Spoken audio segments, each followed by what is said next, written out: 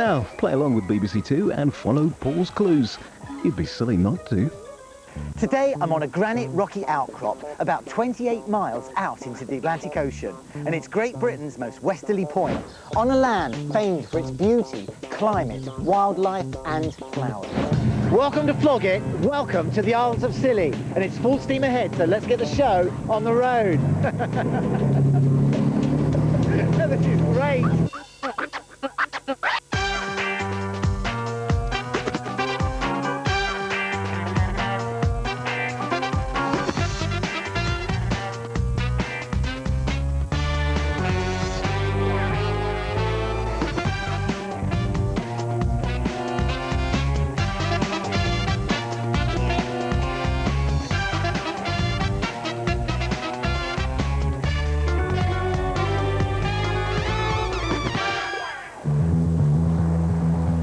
The Isles of Scilly comprises of 5 inhabited and 51 uninhabited isles and 150 little islets. This was once one big island, and it will be again if the sea level drops just a mere 30 feet.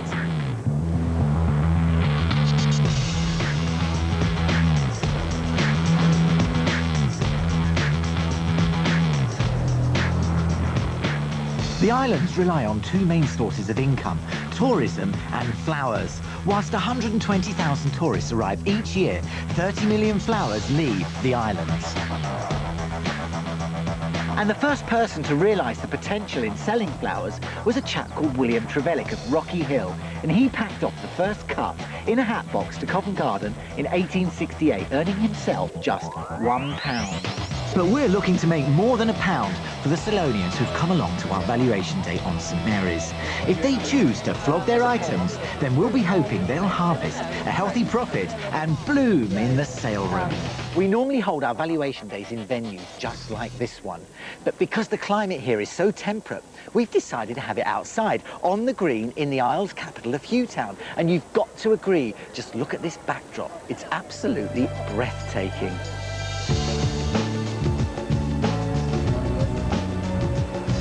Is this going to be on the programme?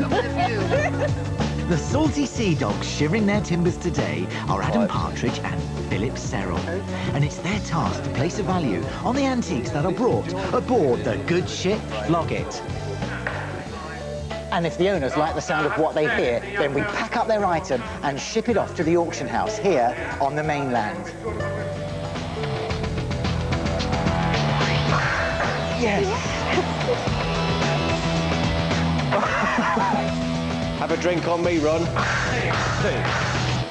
Casting off the show today, it's Philip Serrell. Excuse me, sir, we've had a report of lewd shorts being worn in the area. You're going to have to come with me. What? But I work here. Yeah, I've heard that one before. You obviously got a laugh at me, you know? While Philip's talking himself out of that one, it's on with the show and Adam's pushing the boat out on his first valuation. Well, Ron, you've brought in a super maritime scene. Echoes of Hewtown Harbour behind, of course. We've even got the little lighthouse here and the little lighthouse way out down there. Now, can you tell me why you brought this in and how you came to own it? Well, basically, it's been sitting in an attic for about the last 8 years since we moved to the island. We bought it originally about 20-odd years ago from an antique centre in Deddington, Oxfordshire.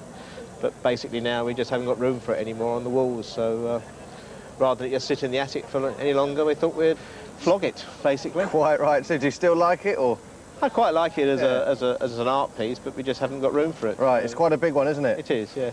Well, it's an interesting scene we've got here. It's obviously a Dutch ship, Van Ook by the looks of it, or maybe there's an obscure letter. It's a Dutch ship, and they're unloading a cargo of what appears to be baskets of birds of some sort, isn't it? Yes, it's peculiar. I've looked at it before, and I can't make out what birds they are, but it obviously is some sort of seabird that they must have used as a crop.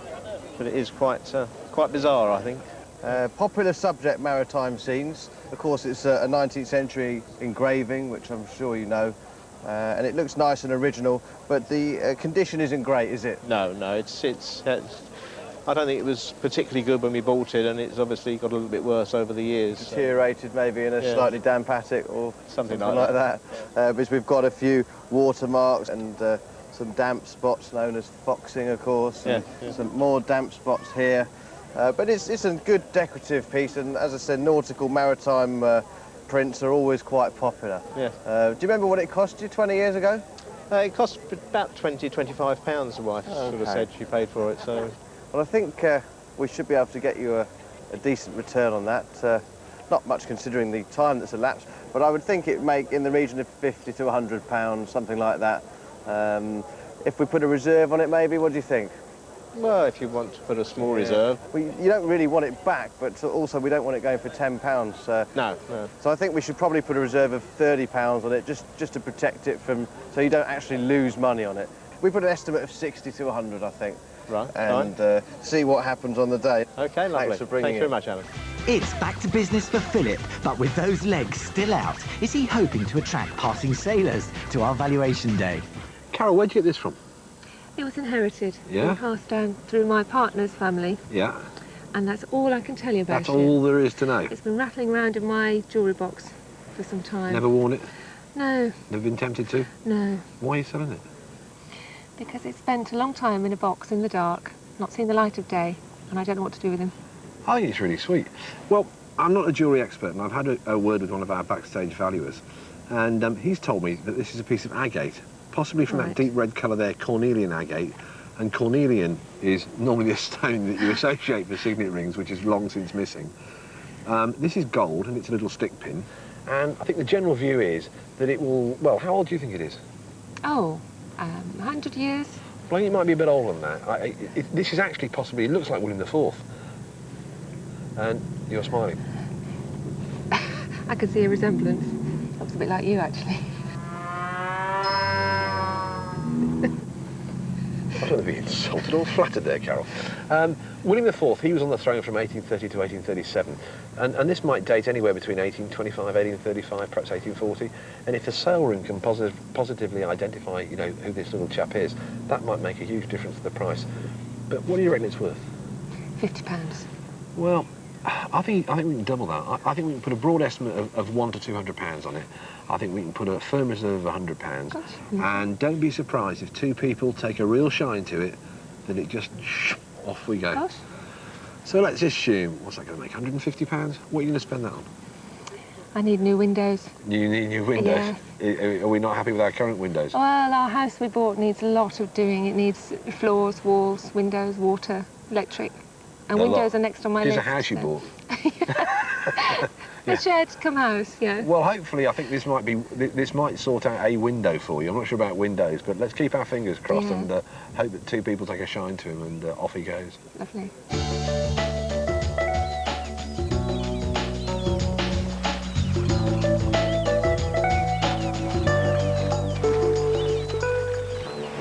Tony, we're surrounded by water, and I'm so pleased you brought this in. I was hoping for fishing memorabilia, and we've got some. But unfortunately, looking at this reel, it's coarse fishing, it's fresh water. We're surrounded by sea here. This obviously is not a lot of use to you here. That's right. So how did you come by this? Well, my father bought it in 1936, and we used to use it on the Thames and the River Lee and Hampstead Ponds. Are you a keen fisherman? I am, yes. Yeah, do you still fish? I do, yes. But obviously sea fishing Yes, now. I fish from a boat. Boat rod fishing. Yes. Yeah, no beach casting then. No. It's a bit of a young man's game, that one. I had too many birthdays. I've spent all my childhood fishing as well on the Thames, and I love it, I really do. Twin handle, early white rubber handles, on a Bakelite construction.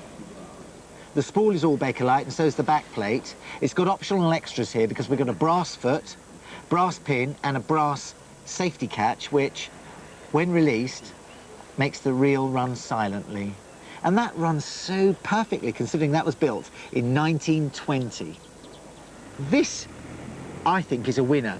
Basically, on the drum, this flange on this side is ventilated, and that helps dry the line out. Alloy spine, alloy cage, all in Bakelite with brass fittings, and you can't get better than that. The Alcock Aerial. The factory was bombed in the Second World War, and they weren't made ever again because they lost all the moulds. And I think that's why this is particularly collectible. Hardy is the best name you can have in reels, but this is not far off. This is not far off. And I like this, just around here, this mechanism, you can actually free up so you can clean the reel Take as well. the spool off, yeah. Yeah, you can take the whole spool off. Isn't that super? Any idea of value? Well, I thought it was worth £200. Yes, it is. You're spot on the money there. I think we could safely, easily get you £200 in auction. Hopefully, nearly 300. That's what I'd be looking for. And I'd like to put it in with an auction estimate of £200 to £300, but with a fixed reserve, and just tempt them in slightly with £175 as a fixed reserve. Right. How do you feel about that? That's fine. Yeah? Why do you want to sell this if you're a king fisherman? I know we're surrounded by salt water, but you could go across to Cornwall and fish over there. I only visit the mainland once a year. Do you? And I'm afraid my river fishing days are gone. I'm spoilt. You are, aren't you? Do you have your own boat here as Yes. well? What was the biggest fish you caught? I had a pollock here, 14 pounds. And unfortunately, I was using my father's old rod, an old Greenheart rod, Yeah. and it smashed the centre I imagine it joint, would. broke it in half. So you're happy to put that into auction? I am. £200 to £300? That's very good, because I could use the money towards a new engine for my boat. I need a new second engine. Do you, as a spare, as a backup? As a backup. And let's hope we can reel the bidders in.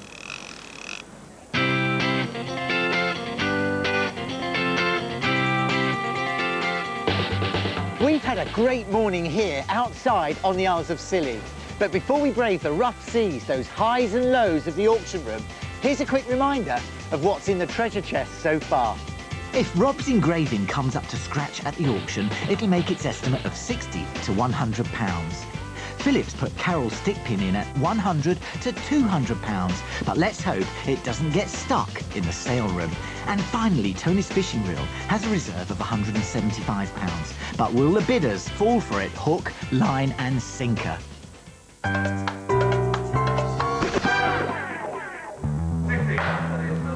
Well, today's auction is the most unusual I've ever filmed on Flog It. Not just because we've flown from the Isles of Scilly to the mainland, because there is no auction house on the islands, but because we've also flown our owners over here too.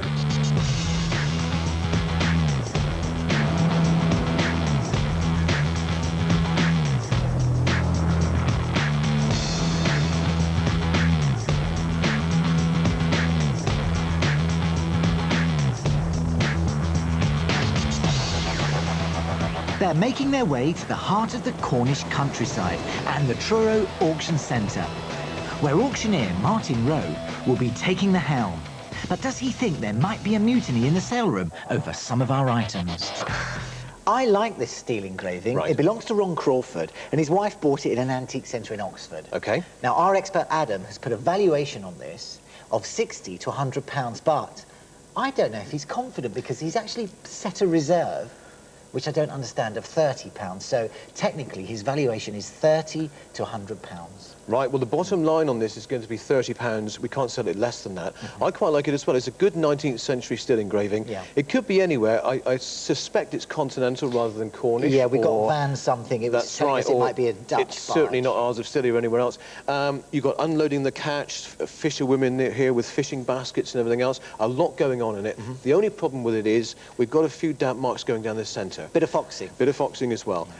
It would look quite nice if it was coloured. I think we'll sell it at the sale. I think we'll probably get the estimate and a little bit more if we can. So I feel quite confident with Okay, that. what is the estimate? I want you to put your neck on the block. What is it going to get near? I mean, a lot of people could value this at £30. We could value it at 100. We don't need an expert to do that. Right. What's Okay. it going to do? I think it's going to make somewhere in the region of sort of £60, £80, maybe a little bit more. But the thing that's going to put people off, as I said before, is the damp marks, and that is a problem. Anything with either damage or work is always difficult to sell at the moment. Puts everyone off. It does. Well, let's hope we get the £60 to £80 mark for Ron. Let's see what we can do. I did a valuation on this Okay. one. It belongs to Tony. He's a great fishing fan, and I must admit, I do like a spot of fishing myself. All right. It's an Allcock aerial reel, built in the 20s. Condition's fantastic. It's still usable. Right. I think it's a winner. and I put 200 to 300 on it. Okay, well, we'll see how we get on in the sale with this one. I must admit, sea fishing reels are more difficult to sell than actual fly fishing reels. Yes. If this was the alloy or grey metal version, we'd be talking double that, if not more. I feel happier with an estimate of 150 to 200 pounds. We might get it away at the estimate. I don't think it's going to make the top estimate by any means, but we'll see what happens with that one. I hope so for Tony's sake. We've got to reel them in. It's in good condition, so we'll basically see what happens with that. Yeah, I think the name will sell it. It should do. Hope so. First up, it's Rob's ship engraving. Could it sail away at the auction today? Now, one of our experts can't be with us today. I can see Mr. Philip Serrell sitting over there. But Adam Partridge, unfortunately, is cataloguing his own sale in his auction room in Cheshire.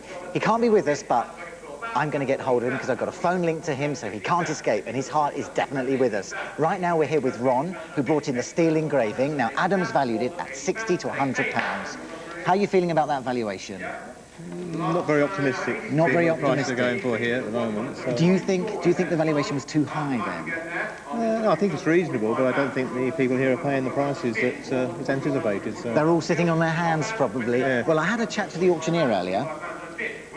He's happy with the valuation at the lower end. He seems to think it might struggle around the £60 mark because of the damage. And you want to get rid of it, don't you? I don't want to take it home again. He doesn't want to take it home on the helicopter. Back to the Isles of Scilly, no thank you. Well, let's find out how it does in just a moment. But right now, I'm going to go straight over to Adam and ask him what he's feeling right now. Adam, can you hear me? I can hear you just fine.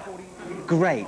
60 to 100 pounds. Are you still confident? Well, I'm always confident, Paul. You know me. I think my estimate is probably bang on, really, and I would hope to hit the top end. Maybe 80, 90 pounds would be very nice, but as long as it sells, because I know that Ron didn't want to have it back. Had a chat to the auctioneer earlier. He said it should sell at the bottom end. Well, we're going to find out right now because it's literally going under the hammer. This is it. Good luck. Thank you. Good luck, Adam. Lots 89. It's the 19th century black and white engraving there depicting the coastal scene at the back there. A number of bids on this. I'm going to start bidding off at £60, at £60, £65, at £65, 70, at £70, £75, 80, £80, £85, 90, at £90 against you at £90, selling at £90, £90 on bid. All at £90, somebody else at £90, selling at 90, at £90 a bid, selling at £90, at £90. Yes, £90. There's 10% commission, don't forget, in auction rooms, but that's not going back on the helicopter. No, it's not. No, it's going somewhere else.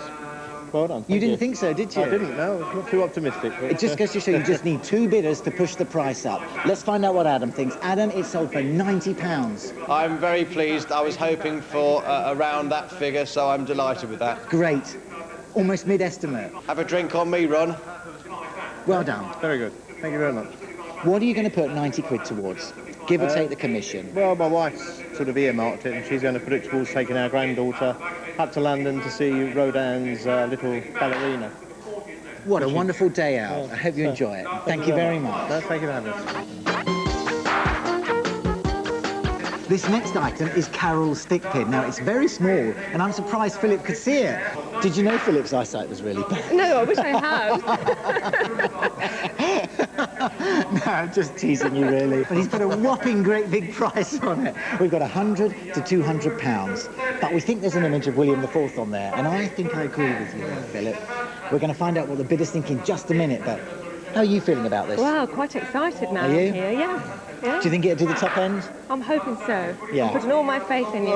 We all want a little more than what we can normally have, though, don't we? Yeah. If you could get 200 quid, not tempting fate, but what would you put it towards? We still need new windows. New windows. Even if it's 100 quid, new windows. Afraid so. Let's ask the man that valued it. Let's ask Philip. Come on, Philip, will it do it? The pressure's on. Listen, we're in the Duchy of Cornwall. I've got every faith that the people down here will bid up the monarchy. Lots 649 is the 19th century gold stick pin there, set cornelian agate. Finally comes the gentleman's bust portrait there. Ought to be £100 away for bees, £100 away, 100 is straight away. £100 on bid. At £100 on one rod and sort of £100 on everybody else. £100 £100, £100 on one rod and sort of £100 on everybody else. At £100, all done. Everybody else at £100 at 100. Didn't climb any more. No, well, that was fine. That was short and sweet, wasn't it? A lot of hundreds mentioned, 100, 100, 100. I was thinking that, you know, if that's the maiden bid, you'd hope that someone else might take it on, it might just creep a little higher. Exactly. But it didn't, so hey-ho, it's sold, isn't it? Yeah, It's a window frame. Yes. It's a window frame. My window.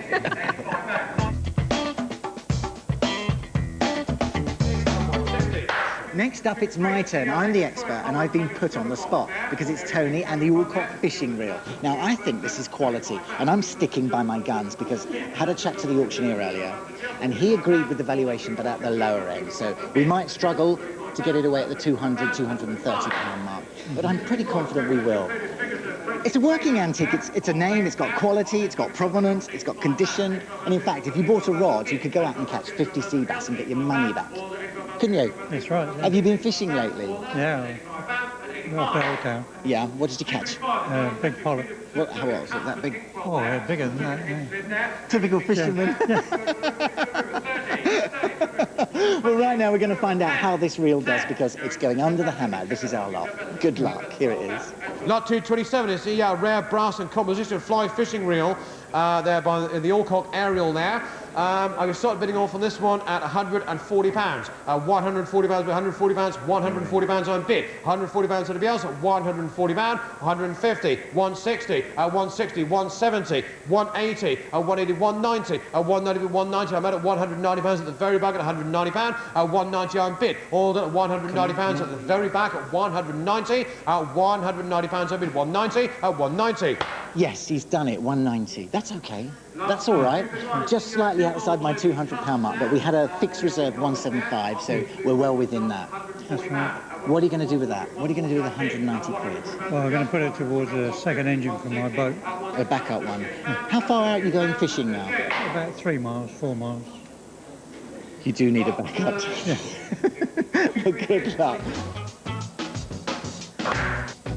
On Flog It, we visit hundreds of auction rooms, literally each year. And if you look closely enough, you'll always find a bargain, like this one. And it's catalogued as English 19th century pine dresser. And it doesn't look much, does it? But let's say you've just bought your first flat or your first house and it didn't have a fitted kitchen and you've literally run out of money. You haven't got much money left. Well, don't rush out, borrow something or buy something new.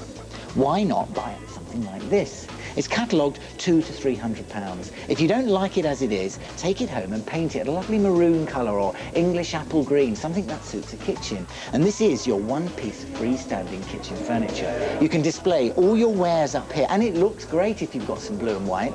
Kitchen drawers for your cutlery and all your pots and pans in here. That's all you need, apart from, obviously, some tables or some chairs.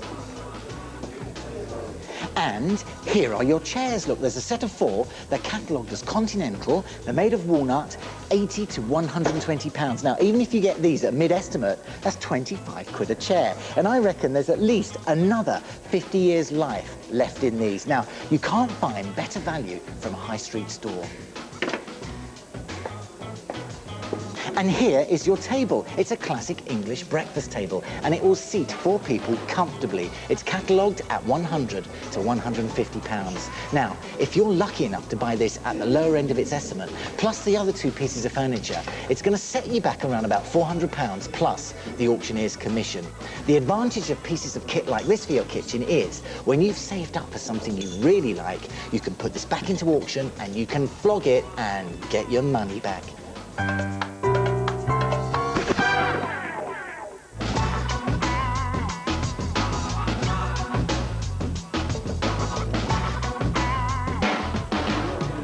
All of these people have searched through their attics, wardrobes and cupboards, looking for that unwanted treasure that has been lying around just gathering dust. But I bet they've never thought of searching their back garden, rummaging or even rooting around for an unwanted antique. This is Tresco Island, home to one of the most important people in the history of the Isles of Scilly.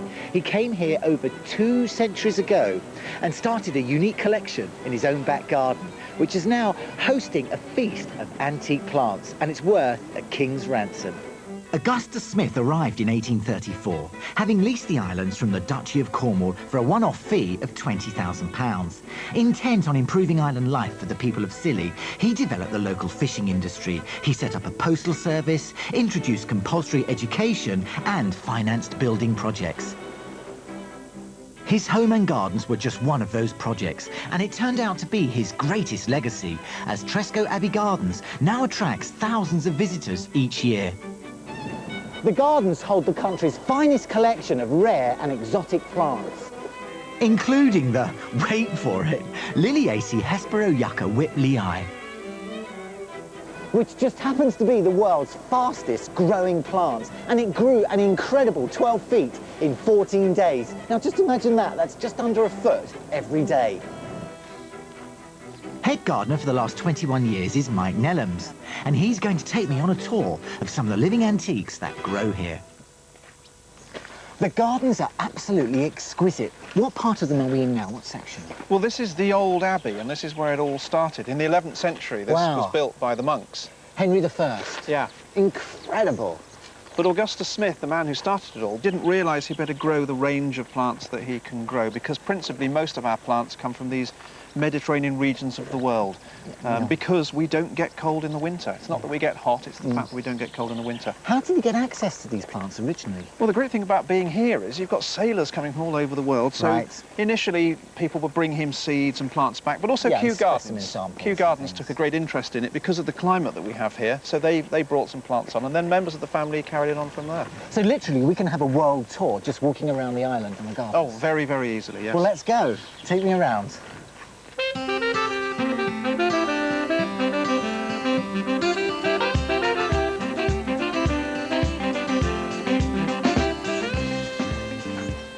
Oh, Mike, this is absolutely beautiful. Isn't it good? What part of the world are we in right now? Well, it's predominantly South African, and one thing that straight away everybody recognises is the king protea from South Africa. It's the national flower of South Africa. Wow. It's the largest of all this plant group, the proteas, and they love Scilly. Our conditions are perfect, sort of very windy, very bright and sunny, very poor soil, and that's exactly how they grow on the southern Cape. So this is unique and rare only to the Scillies. It won't grow anywhere in the British Isles? They're becoming very popular, and people will grow them in their greenhouses, but this is practically the only place in Britain where they grow outside comfortably. I must say there is a fusion of colour here. It's absolutely beautiful. How have these gardens changed since Augustus died? Because there's been a family of, let's say, 3 or 4 generations. Well, yeah, you're actually going to 5 generations, and it's the same family. So there's been no break in that family. And after Augustus Smith, you had his nephew, Algernon Dorrance Smith, and he actually expanded the gardens very quickly. Augustus had a small area. Algernon made the area much bigger. Yeah. And then succeeding generations of the family brought their own interests and plants. Major Dorrance Smith, up to the 1930s, had a great interest in New Zealand, so he looked into that. Yeah. Commander Tom in the 60s looked at South Africa. And then the present owner, Robert Dorrance Smith, maintains the garden. And of course, through that period, we've had wind and rain and frost and hurricanes. And so the garden's always changing.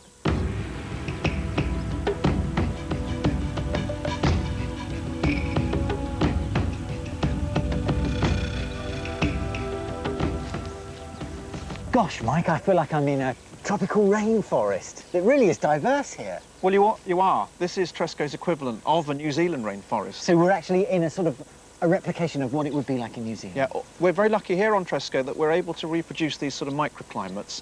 And this is a very shady, dark area, and the plants around here love that sort of conditions. Well, tell me about this tree, because look at the texture on this bark. I love the silvery colour. This is one of our top trees on the island. It's the New Zealand flame tree, the Pahuta cow, which is the Maori name from New Zealand. Lovely tree. And it grows on the coasts of New Zealand in the big forest. It's covered in red flowers, and it loves the wind and the salt spray. It doesn't mind that sort of thing at all, so it's perfect for the island. Great root structure as well. It's all on the surface, kind of holding it up. How old is this tree? This is over 160 years old, and it's probably the oldest one in the country. So it really is an antique. Well, they won't grow anywhere else in Britain like this, so these are really the oldest. But how hardy is it? Because we've had amazing storms. I can remember 1990s, you know, with all the trees falling down. Well, its name is the ironwood, but in fact, it's not very hardy. Any frost at all will kill it. And in fact, in 1987, we had the worst and most severe cold that the garden's ever had in its history. 80% of the garden died. Literally, 80% of the plants in the garden just perished.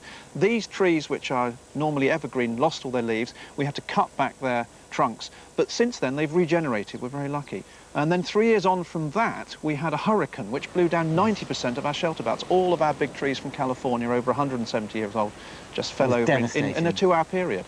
And so we've had to rebuild the garden in that time. So these are rare, very, very collectible, I guess. I mean, do people come here and take cuttings or buy little sort of seedlings? This tree particularly, I have enthusiasts from all over Britain coming for this particular tree, and they'll take them back and they'll try and grow them on, but they'll never quite succeed to this level.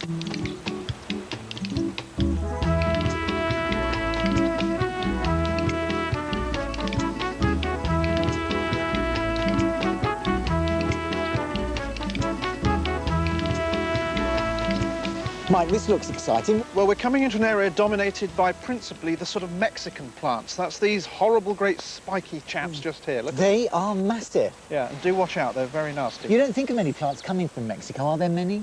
Not so many in Britain generally, but again in this garden, because it's very hot and dry generally, they will grow very well. But this is called the century plant. That's its common name. Why is that? Because it's meant to flower, and it only ever flowers once in its life. It's meant to flower every 100 years and then it will die. And it sends up a flower spike 30 foot tall in just one season. Incredible. Yeah, marvellous plant. And you can see they're all around us here. Can you tell its age now, approximately? I would say it's about 60 or 70 years old, yeah, judging by the size of it. Is that very, very rare? How much would it cost to actually buy something that size, if you could? If you had to buy something like that from, say, a London nursery, it would probably cost you in the region of anything up to £500. That's a lot of money. A lot of money for your garden. How did the industry develop here? How did the florist sort of industry develop? Well, the flower industry started in the 1800s when Algernon Dorrin Smith, the second member of the family, had seen somebody growing daffodil bulbs here on Scilly, and they were flowering in the winter months, in October, November, and December. So he went to Holland, researched it, brought bulbs back, and the farmers across the islands then cultivated the flower industry.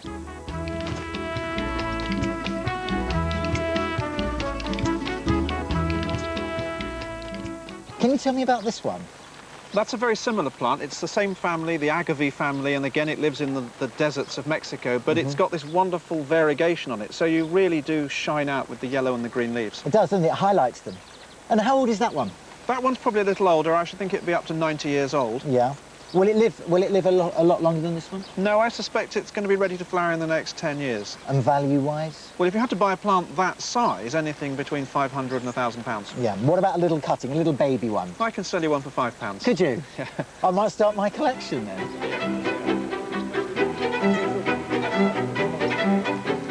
We'll be catching up with Mike Nellams later in the show, when he'll be telling us about another unusual collection here on the island of Tresco.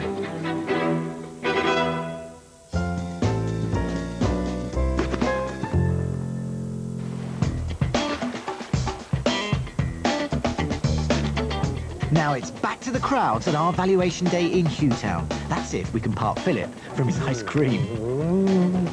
Excuse me, I've been carrying this around all morning. I wonder if you could value this for me. Oh, that was really good. Excuse me. Sit down. How are you? Oh, fine. What's your name? Gib Pender. Gib, I'm Philip. Nice to meet you. Good to see you. Well, I can see that you brought along a really nice Edwardian carriage clock, by the looks of things. Can we have a look inside? Of course. There we are. There's a clock. And what have we got here?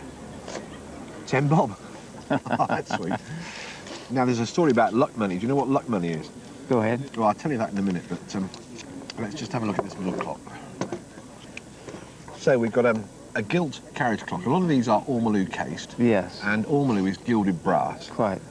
And we've got what looks to be an enamel dial there. It's a bit discoloured, isn't it, Gib? Just round here? I suppose it is. Yeah. And it hasn't seen sort of too much use, really, has it? It hasn't. Not since I've had it. You've had it packed away? Yes. How did you come by it? Well, it came through somebody I knew that came down here from Brighton. His father owned some of the antique shops in the lanes at Brighton.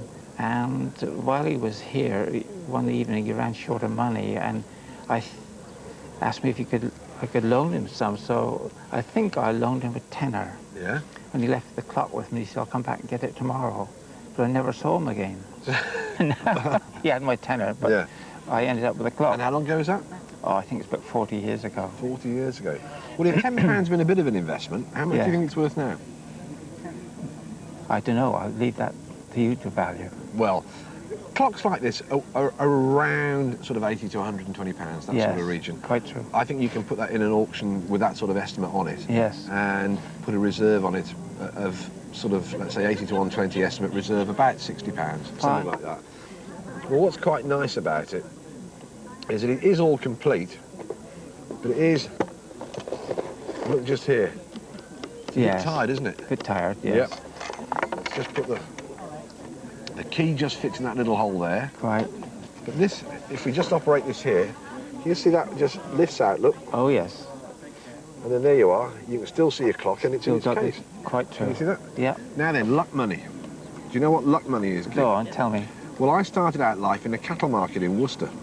Yes. And in the olden days, when they were selling a cattle in the ring, in the market ring, yes, and they were selling the beast, and bidders were bidding, yes, the vendor or the owner would put £5 or 10 shillings, whatever, on the back of the beast while it was being led round, yes, and it was called luck money.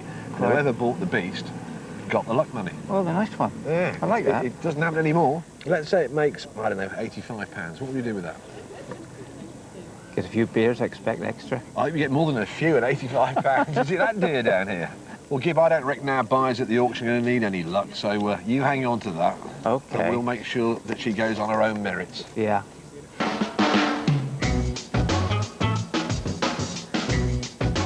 Well, Nigel, you're one of the few postmen here. I bet you've delivered a few of these in your time, haven't you? I certainly have, but not quite as old as these, possibly. Yes, of course, yeah. These Edwardian and later, and we've got a good collection here. Obviously, we're not going to go through them all. No. The majority of postcards that we see are this sort of thing, this topographical view that was sent very frequently when people were on holidays of beaches and bays and landmarks all around. These are the most common and least collectible ones. The more interesting ones are such as this one here, the White Star Majestic there. Shipping's a popular subject. Another shipping there, and a lifeboat there at the Lizard. The lifeboat slip there at the Lizard. These shipping ones are also popular are the humorous ones and this sort of sexy risque one. This is a bit of a jokey Welsh crossroad puzzle. Probably be accused of racism nowadays, wouldn't we, with that? And also these very cute ones by the famous illustrator Mabel Lucy Atwell. These are very popular and collectible in their own right, and we've got quite a few of these little cutesy Mabel Lucy Atwell ones. Other popular ones, Margaret Tarrant, that's another name there with all the fairies. So we've got quite a good mixed selection there. Right. Where do they come from? They were in a box of miscellaneous items that my mother gave to me many years ago, and it's just been sitting on the windowsill. And when I heard that the programme was on, I looked through the box and I just looked them out, and I thought, well, people do collect postcards. They do? And I recognised the name Mabel Lucy Atwell, but I didn't recognise any of the other names. But I just thought somebody might find them of interest because they're just sitting in a box. Absolutely. I mean, it's a growing market, collecting postcards. Yeah. Any kind of printed collectibles are growing, and also they don't take up a lot of room, do they? No. Any idea what they might be worth? Very little, I wouldn't have thought. You're quite right. I mean, they could be maybe 15, 20 pounds. We're going to stick our neck out and go 40 to 60 quid on them.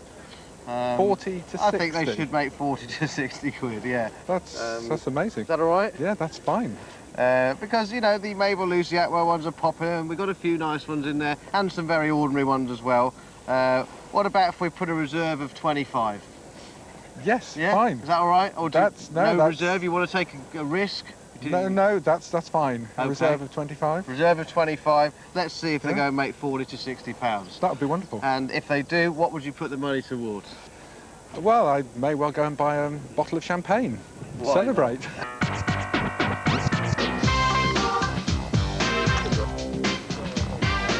Next up, it's Philip, who sniffed out a curious collectible. Julia, are you a true Scillonian? No, you have to have Scillonian grandparents, and the only Celt in me is a touch of the Irish. All right. So how did you come to the island? My husband came to run the off-island hostel. Yeah. The children came on Mondays and went back on Friday for the new comprehensive school. And how long ago was that? 38 years, I think. All right. Well, the thing that I love about this programme is when people bring along little boxes like this, and you never know what's inside them. No, it's such a funny little box. Shall we open it up and have a look? Definitely. Right. Off comes the top. Out comes the tissue. Oh, look at that. Let's just pop that back in there. And that's oh, you've got a broken top, haven't you? Yes, it's how I got it. Yeah. It was given to me just like that. How did you come by it? An old school friend of my husband's, Yeah. he knew 60 years ago. Yeah. He used to come and stay with us for 45 years, and suddenly he gave me that and a box of licorice all sorts. Well, this is really, really sweet. It's a scent bottle, Yes. and it's late Victorian, and this is porcelain and this is silver. Yes. Now, as I say, the top's come a little bit adrift, but that can soon be fixed, and we're missing a little stopper that goes in there. This was assayed in Birmingham in 1891, and there's the hallmark just there. Yes. And I just, let me just take that off. I just love this decoration here. We've got a lovely owl. Ah, he's gorgeous. Yeah, and then we've got sweet little butterflies and a swallow. Yes. And it's lovely. And then look, we've got a little butterfly on the bottom. Isn't that really sweet? So it doesn't have any sort of memories for you at all? Nothing. He just gave it to me. It went into that box. I collect nothing. I'm not a collector of things. And it's lived there ever since. So it's sat in there from day one? From day one. I've never ever had it out except I said occasionally to friends, look at the little owl, isn't he sweet? And I've shown it to them and then... So what do you think it's worth?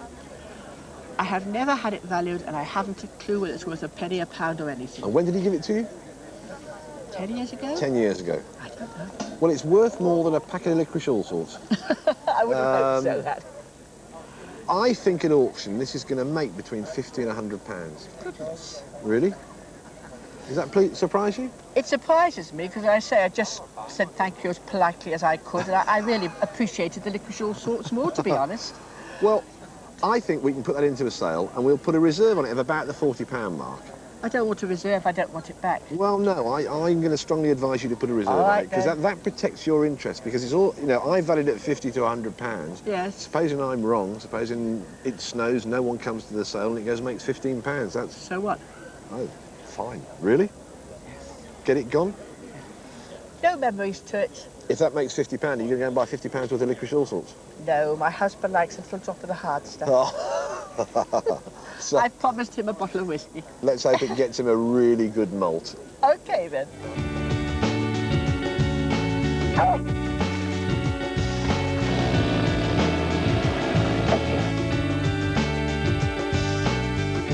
I've just left the valuation day in Holgates Green and I've climbed up the hill here in Hewtown, and as you can see, we're quite high up and the view is absolutely stunning from up here, but it is very breezy. And I've come to meet Richard Larn, who is an expert on shipwrecks.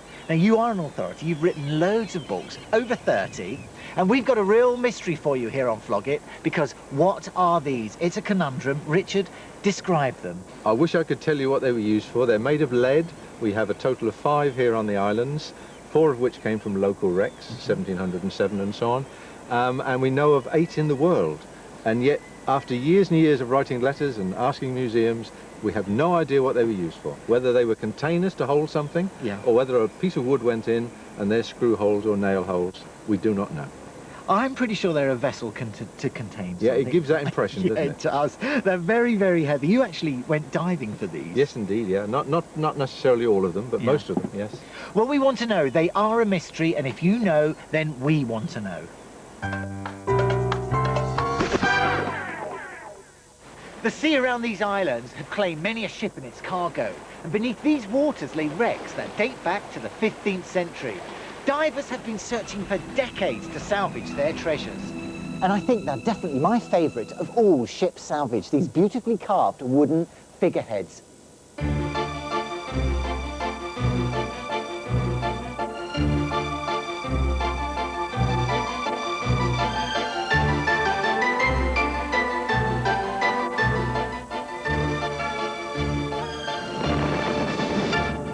And Mike Nellums, who we met earlier, is going to talk me through the Valhalla collection here on Tresco. So who started this collection and why is it called Valhalla? Well, it was started by Augustus Smith when he took over the lease. And I think the reason it's called Valhalla is because reference back to the Viking times, when of course you died, you went to Valhalla, you went off to the gods, and they were pushed out in their long boats and burned, and off they floated into the sea. So it's that sort of Norse reference. Yeah. When did they first start to be used though at sea?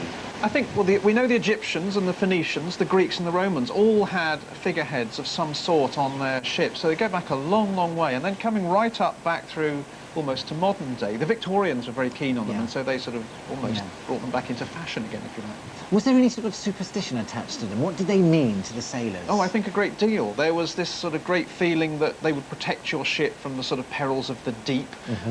Also, perhaps if you were going to war and battle, you had a great majestic sort of, you know, big, strong sort of figurehead on the front. It gave you that sort of feeling of power. So that was another way. I guess it was an icon, something to look out to. And I guess you could recognise the ship as well from your figurehead. Well, I do believe there is a story, and I don't know how true it is, that a lot of the sailors couldn't read, but if they came back at night, having had a sort of meal or two, or whatever, a few barrels of rum, they could recognise their figurehead, so they knew which ship to get back onto. I think they're super. They're absolutely super. I'd love to own one. The 28 figureheads in the collection came from the early steamships and merchant sailing vessels and date to the middle of the 18th century. Each was designed to capture the spirit of the ship and were carved from oak and elm. Even small coastal craft featured simple designs, but the most intricate work was saved for the large China tea clippers like the Friar Tuck, which in 1863 was one of 6 ships to be destroyed by hurricane off Newfoundland Island. Well, what about salvage? How do you go about bringing some of these ships' figureheads ashore? Because some of them literally weigh a ton. Well, they came away back to the island in many different ways. Some, yes, just floated ashore. They were broken away from the ship. Many were actually taken off the ships as they were in the process of sinking. And the many were actually found just lying about the island. When Augustus started the collection, he found a handful... Just beached? Just lying about. No, not even beached. They'd been dragged up by the islanders and left. And then he started the collection by putting them around the front of his house along the terrace. Can anyone literally drag them up from the beach? Well, yes, you can. If you're swimming along, whether it's sort of deep or shallow, and you see something and it's an unrecorded wreck, well, then you can go ahead, you can bring artefacts up. But that has to be recorded with the receiver of wrecks. You can't just sort of take it home or sell it to somebody. I've noticed some of them have been restored, but this one isn't restored. Now, why is that? They've left this on purpose to show that they would come up in various states, and this is about as poor a state as you could get. But funnily enough, it's quite a favourite. Everybody likes to see this one because it gives so much a flavour of what it is. So how do you go about restoring them then? What's the process here? Well, it's simply carpentry and paint. In the old days, the family would employ somebody an artist who would come and look at them and keep them restored. In the modern day, we have a husband and wife team that come over once a year and they decide which ones they're going to renovate and how they're going to renovate them, and they do it here on site. That's great. Traditional methods. It's really nice. Keeping the art alive. And I think they've done a superb job. Even down to sort of weathering the original paint. Oh, completely. Yeah, they try and get all that, This has actually just been restored this summer. It's the husband and wife team were here for 2 weeks, and this was one of the pieces they focused on. This is all gold leaf, and it takes a long, long time. I can believe that. In auction, I've seen these unrestored of this proportion go under the hammer for around about £8,000 to £12,000. Yeah, I'm not surprised. Yeah. If you'd like to find out more about antiques and collectibles, then log on to our website at bbc.co.uk/lifestyle. And right now, it's about time we cast off and set sail to the auction room. And here's a quick recap of what's about to figure in the next sale. Will the time be right to sell Gibbs' carriage clock as it goes under the hammer at £80 to £120? Adam's put a reserve of £25 on Nigel's postcards, but could they end up being returned to sender? And will Philip come up smelling of roses if Julia's scent bottle sells at his estimate of £50 to £100?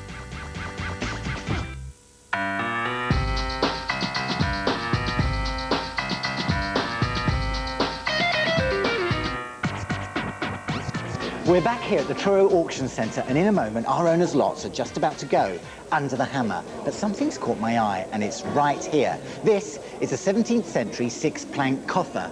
Now, the chest is one of the oldest pieces of furniture in English history, and it dates back to the 12th century. Originally, they were just hollowed out pieces of tree trunk in one piece. By the 14th century, they developed into a 6-plank coffer, just literally pegged together, making 6 sides, and we call them coffer in the trade. By the 15th century, some bright spark added a couple of drawers at the bottom. This is known as a dower chest or mule chest. If this chest was full of all your worldly belongings and you needed something from the bottom, you had to empty everything out to get to it. And that's not much fun. So the 2 drawers at the bottom were very handy. By the 16th century, some bright spark thought, well, why not add a few more drawers? By the 17th century, we had something very much like this, the chest of drawers. Before the hammer goes down on our items, I've asked auctioneer Martin Rowe to give us his verdict on our experts' valuations. Will the buyers of Cornwall like our lots? I think I've got a little gem in my hand here. Right. It's Julia's scent bottle. Now, there is some damage, look, to the thread. But Philip liked this, and he's put an estimate of £50 to £100, but He's actually broadened his valuation because he's put a reserve of £25 on this. Fine. Obviously, because of the damage, the screw thread is actually missing. But I do like the little owl and the foliage on that. I think it's really quite nice, and it's very attractive. I can't see how anybody wouldn't like this. But things which are damaged at the moment are just so difficult to sell. Anything which involves work is just a problem at the moment. I think we'll get £50, £60 in the sale for this one. I don't think it's going to make the top estimate, but it's in nice, untouched condition and a nice little sweet thing. Yeah, and let's hope the collector's here and they fall in love with it. We'll see what happens. And they bid each other up. That's it.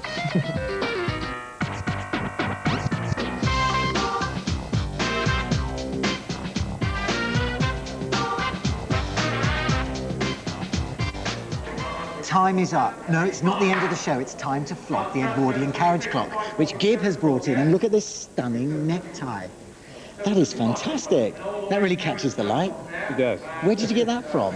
A gift from a very dear friend of mine. Right. Well, we're looking for 80 to 120. Philip did the valuation, sitting eating ice cream in the sun. So surely that should have been a valuation of 99. Oh, dear. Are we going to get it? Yes. There's nothing wrong if we don't. Confident? Yes. Top end? Yes. No. What do you think to that, Gib? Well, see what happens. Well, we certainly will, because it's going to go under the hammer right now. Right. This is it. Good luck. This is our lot. Right.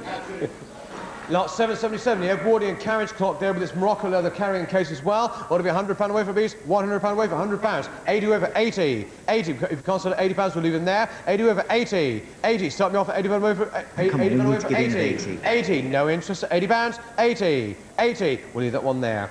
Lot 778 is the fine quality carriage clock. Hasn't sold it. Oh well. It struggled. Nobody came in with an opening bid, even though we had a fixed reserve of £60. Yeah. Nobody put in a bid. Not to worry.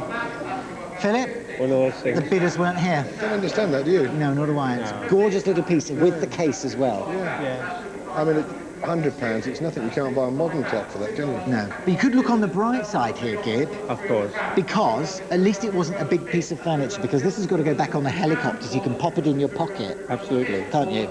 Yep. And maybe keep it as a sort of memento from being on Flog It. It'll go in the drawer again, I think, where it's been for many years.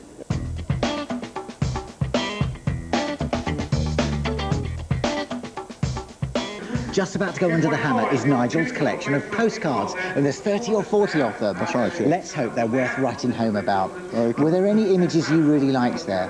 There were a few Mabel, Lucy Atwell postcards, but they were all really ones I was going to throw away. Literally? Literally. I found them in a box and I thought, nothing really here.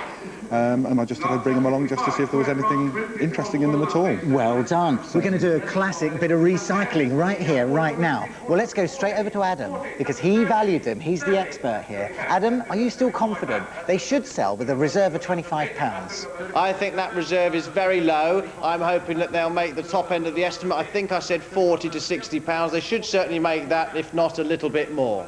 Were there any images that particularly caught your eye?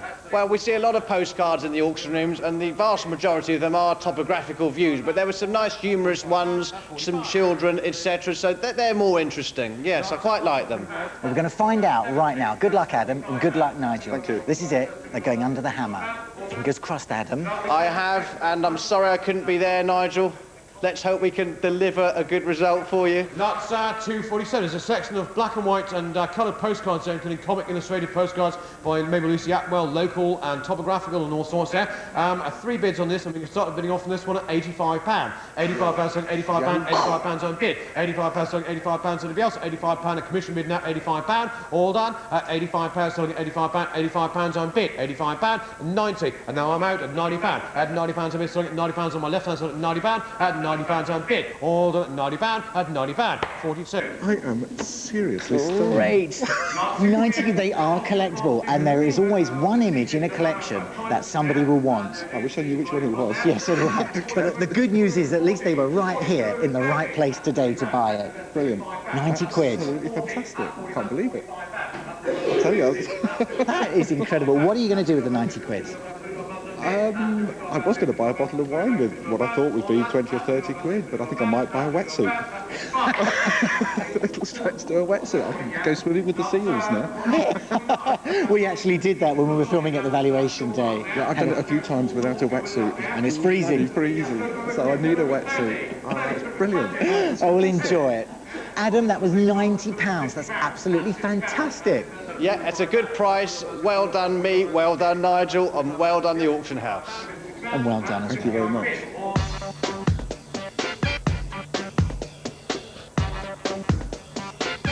We've just been joined by Julia, and can you remember she brought in that gorgeous little Victorian scent bottle, and it's a little gem. Yes. Philip valued it at £50 to £100. Yes. And were you happy with that? Perfectly happy, thank you. There's a little bit of damage. How did that happen? That's exactly, it's been in a drawer. I haven't touched anything. It was as I was given it. Oh, we had a chat to the auctioneer earlier, and guess what he said? What? He seems to think it'll do the bottom end of Philip's valuation purely because of the value, but it's got its virtues. It's got That's a silver right. top. It's beautifully embossed and decorated. Yes. So, fingers crossed, we should get mid-estimate. Oh, that's lovely. That will do us, won't it? Perfectly. Philip, auctioneer said, yes, spot on valuation, but the damage just might hold it back. Yeah, it might do, but we'll see in a minute, Paul. We're going to find out. We're going to find out right now, because this is it. This is our lot. Good luck. Lot 600 is the late Victorian silver-mounted porcelain scent bottle there. There we are on this one. I'm going to start bidding off at £24. 24 pounds at £24 a bid, £26. About £26, £26, £28. At £28, 30, £32, 34, at 36, £38, 40, £42, £44, 46, £48, at 50, at £55, 60, £65, 70, at £75, 80, £85, 90, £95, £100, £105, £110, £115, £115, £115 and my brother, £115 and everybody else, £115, all the £115 and everybody else, £115, £115 and £115. Bang! That's the sold sign, £115. Oh, that'll please my husband. Won't it just? Yes. Where is the £115 going? Well, On you or the husband? I promised him he could spend it on whiskey because he's diabetic and he's allowed to have a nightcap. Ooh, a good single malt. Now you're talking to someone who loves a good single Can we malt. have the lot? You can have the lot. Absolutely. I made a mistake. Yeah, you did, didn't you? Make sure you treat yourself as well. What a great result. Oh, don't you? Well, what can you treat yourself with? Packet of biscuits. I should learn to drink malt, I think. Well, thank you. Thank you very much. You've really made our day here, and that went so well because we all kind of doubted it earlier, but it's made our day. Thank you. It's made my day. It's wonderful. What a show we've had, a valuation day outside on the green in sunny St Mary's. We braved the winds and rains of Tresco and we flew our owners here to the auction room on the mainland. Talk about the highs and lows of the sale room and all but one of our items sold. I just wish Adam could have been here to see it. I hope to see you next time on Flog It.